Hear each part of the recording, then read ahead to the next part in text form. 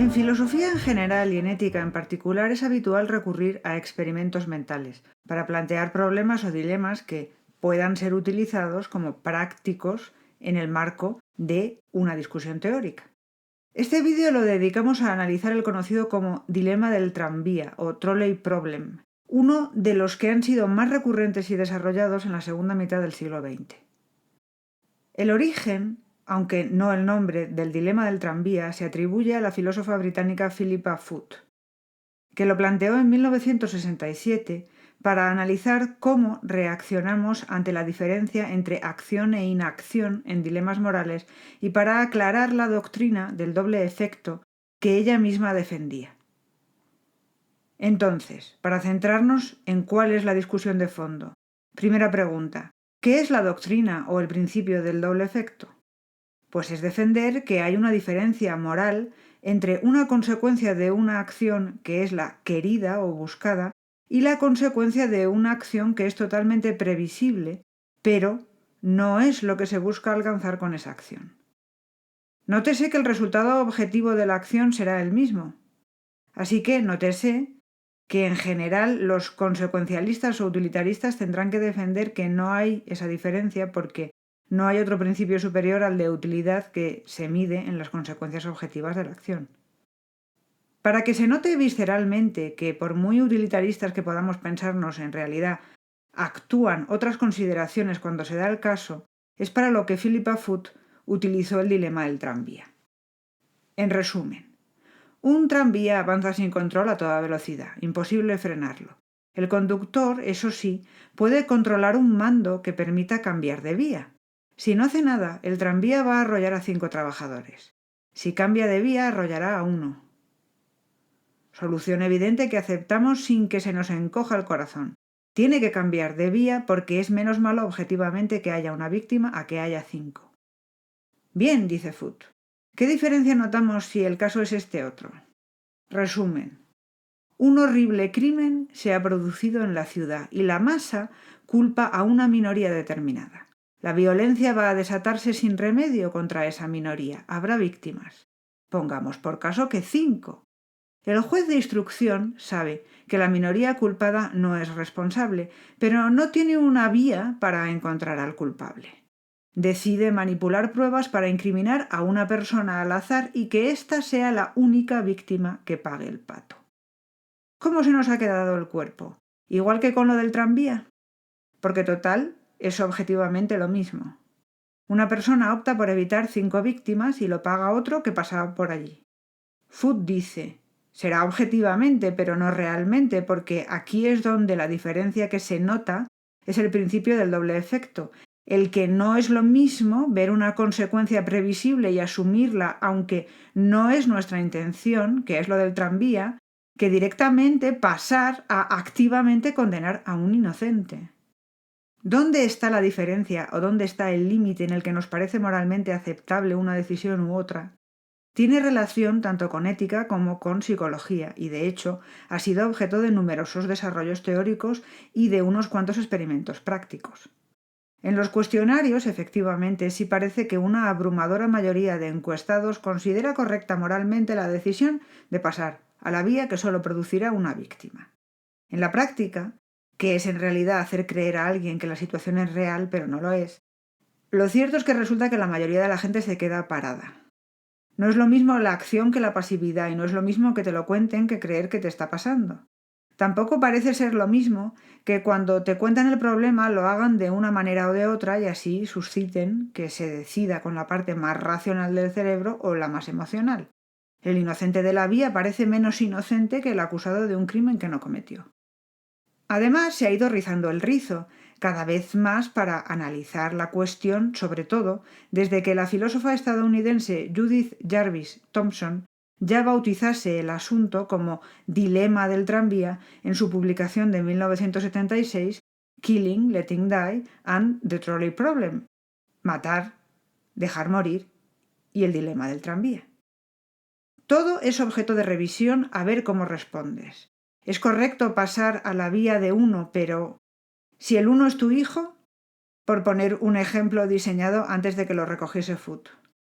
¿Te parecería una opción empujar a un señor gordo a la vía si así parases el tranvía? Por citar una de las famosas variantes de Thomson.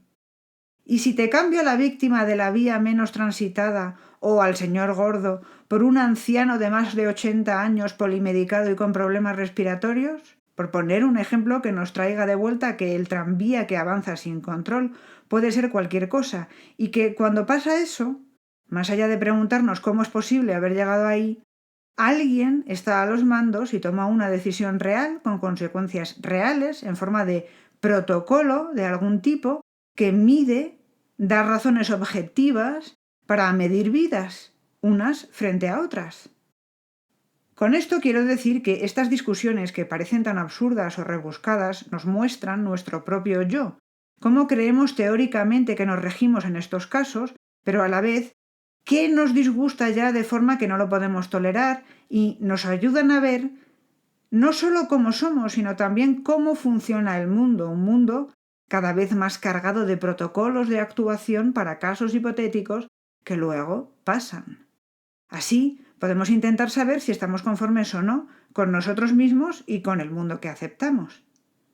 De hecho, hay quienes están tan disconformes que consideran nociva en sí la utilización del dilema del tranvía, porque su presentación, no la de Foot, pero sí las posteriores, nos llevan a tomarnos esto como un juego o medir vidas como quien hace cálculos aritméticos simples.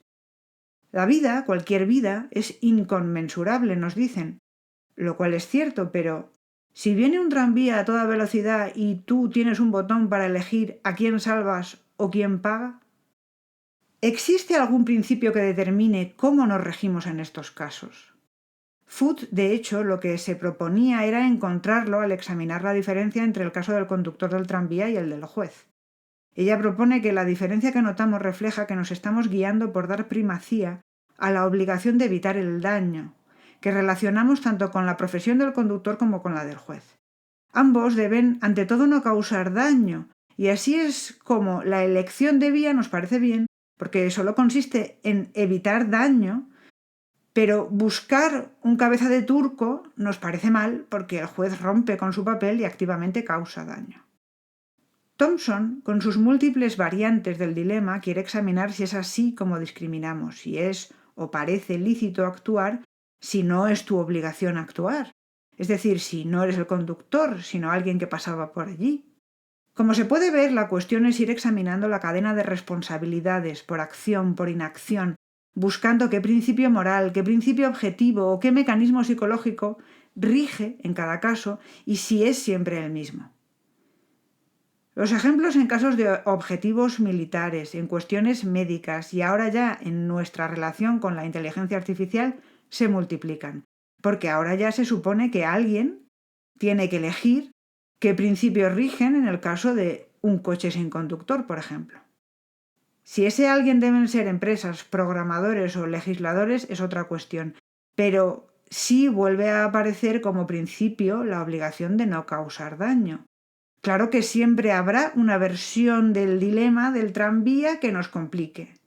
Para examinarlo mejor, sin tanto tranvía ni casos tan cercanos que resulten dolorosos, vamos a utilizar ejemplos de ficción, porque resulta que los que parecen conocer bien las variantes de este dilema y cómo nos afectan son escritores y guionistas. Isaac Asimov fue quien en sus novelas de ciencia ficción primero imaginó un código para regir el comportamiento de unos robots con una inteligencia comparable a la humana. Sin embargo, aquí me refiero a la versión película, taquillera pero no muy buena, protagonizada por Will Smith. Su personaje odia tiernamente a los robots por este caso concreto. Se tira al agua para salvar a una niña de morir ahogada. Un robot decide salvarle a él y dejar a la niña. El cálculo del robot es que la niña tiene muy pocas posibilidades de sobrevivir, Will tiene más y no da tiempo a sacar a los dos. Opta por él. No es lo que haría un humano, pero ¿es incorrecto? En programación hay que dar instrucciones objetivas, no causar daño, evitar accidentes, parar el aparato antes de que choque con algo, limitar velocidad. Pero si el caso va más allá de esto y se puede optar, ¿cómo decidir? La serie Breaking Bad sigue a Walter White en, como refleja el título, su transformación en alguien objetivamente abyecto. La necesidad de que, a pesar de lo que objetivamente es, sigamos del lado de White el mayor tiempo posible, se transforma en una utilización de los resortes psicológicos que acompañan al dilema del tranvía. Esto permite ver hasta dónde podemos llegar cuando nos mentimos o nos dejamos manipular, en este caso por sabios guionistas. Walter empieza su camino hacia el abismo cuando se ve en el dilema de si matar a alguien, al traficante Crazy Eight. Abrumado por el dilema, se pasa el correspondiente episodio haciendo una lista de pros y contras, en plan muy utilitarista pragmático.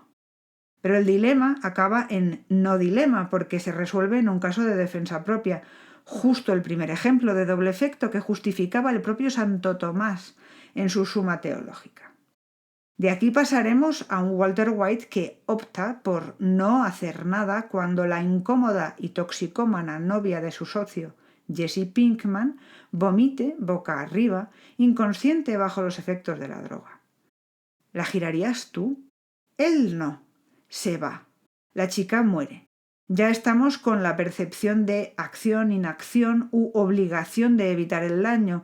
Él estaba ahí y lo vio. No tenía por qué estar. No es su responsabilidad. En la última temporada, cuando tengan que matar a un niño, que también pasaba por ahí cuando no tocaba, a Walter ya no le importa, y el espectador se despega bastante de él e intuye que la cosa acabará realmente mal, como así lo hace. El superviviente, de hecho, es el personaje al que sí le importa que mataran al niño. Podría citar más y más ejemplos dentro de la serie de cómo van girando, te replantean el caso para que entres y, sin embargo, a pesar del punto de partida de la serie y todas sus coartadas emocionales, Walter, pobre profesor de instituto al que el dinero no le llega, que tiene cáncer terminal, que solo quiere dar un futuro a su familia. El ejemplo fundamental es que todo esto es un caso no aceptable, porque resulta que Foot ya lo dice. Hay una diferencia moral entre intención y consecuencia previsible a veces. A veces. Si defines de forma muy general y abstracta, puede parecer que un caso de doble efecto sería vender una sustancia muy tóxica sabiendo las consecuencias para el consumidor porque tú solo quieres ganar un dinerito. No. Este es un ejemplo clásico de caso no aceptable. Y los creadores de la serie lo suplen con recursos para que, sabiéndolo, tampoco nos importe tanto durante el máximo tiempo posible. Podríamos dar un caso inverso, lo más racional por el mayor bien posible. Pues ¿cómo no va a ser salvar vidas el mayor bien posible? Kazuo Ishiguro, Premio Nobel de Literatura de 2017, nos lo plantea en Nunca me abandones, novela que también tiene versión película y en este caso bastante buena. ¿Y si cogiéramos a huérfanos y les diéramos una buena educación? Una niñez sana y hasta alegre. Si les enseñáramos que están destinados a algo importante y bueno para su comunidad. Este algo es un honor, es salvar vidas. Porque llegado el momento, irán donando, uno tras otro, sus órganos hasta que lo que les quede sea incompatible con su propia supervivencia. No sentirán ningún dolor físico y habrán salvado a muchos otros. El relato resulta absolutamente helador y la situación intolerable, porque el tranvía ha girado completamente, no va sin control, todo está planeado y sobre criterios objetivos. ¿Es un caso inaceptable? ¿Crees que nunca encontraremos ejemplos reales?